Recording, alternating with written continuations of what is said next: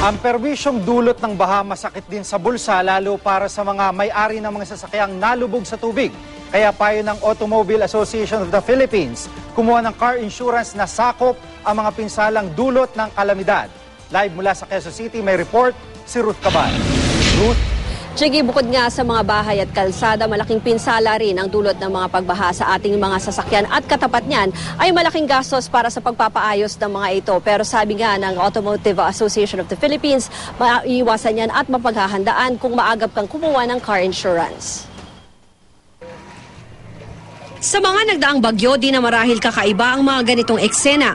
Mga kotseng lumulutang o kaya'y inaanod ng baha.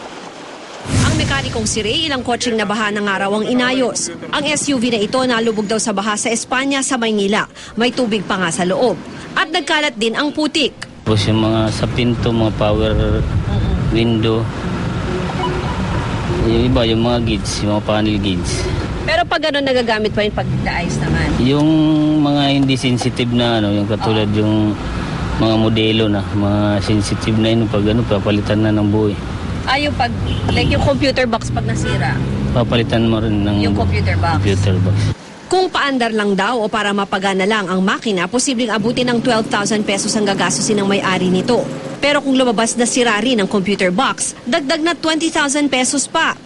Para maiwasan ang mga biglaang malaking gasto sa pagpapaayos ng sasakyan, payo ng Automobile Association Philippines, mas maganda ng kumuha ng comprehensive insurance na may kasamang acts of God. Babagsakan ka ng bahay, gawa ng lumindol, o bumaha, o tinamaan ka ng kidlat, those are acts of God. Kumukuha tayong lahat ng life insurance, no? Kinukuha mo rin yung mga anak mo ng insurance, no?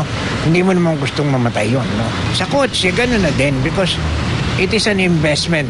Konti lang naman daw ang diferensya sa presyo ng regular na comprehensive insurance dun sa may kasamang acts of God.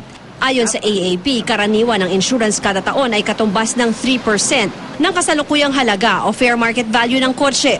Sa isang sample computation ng AAP, ang isang sedan na manual, 2010 model, nasa may 500,000 pesos sa ngayon. Ang insurance nito na regular ay papatak ng mahigit 20,000 pesos kada taon. Pero kung may acts of God, nasa 23,700. Para maklaim ang insurance, kailangan ng notarized affidavit kung saan nakasaad ang nangyari sa kotse, mga litrato ng kotse at estimate ng damage. Tsaka ito pupuntahan ang tinatawag na adjuster o yung nag-i-inspeksyon galing sa insurance company. Ang makukuhang insurance ay depende sa damage ng sasakyan, base rin sa fair market value nito. Jiggy, depende daw sa mga insurance company kung hanggang ilang taon yung kotse mo para maging eligible for car insurance. Pero may ibang kumpanya naman dyan, tinatanggap daw kahit ilang taon, kahit pa nga vintage cars, basta tumatakbo ito at nasa magandang kondisyon, Jiggy.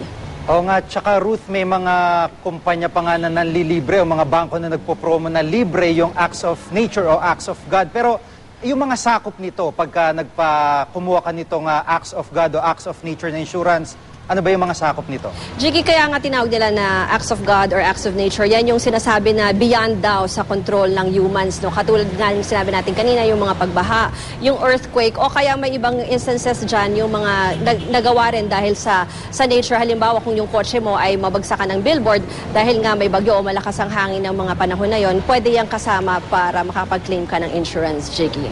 Maraming salamat, Ruth Cabal.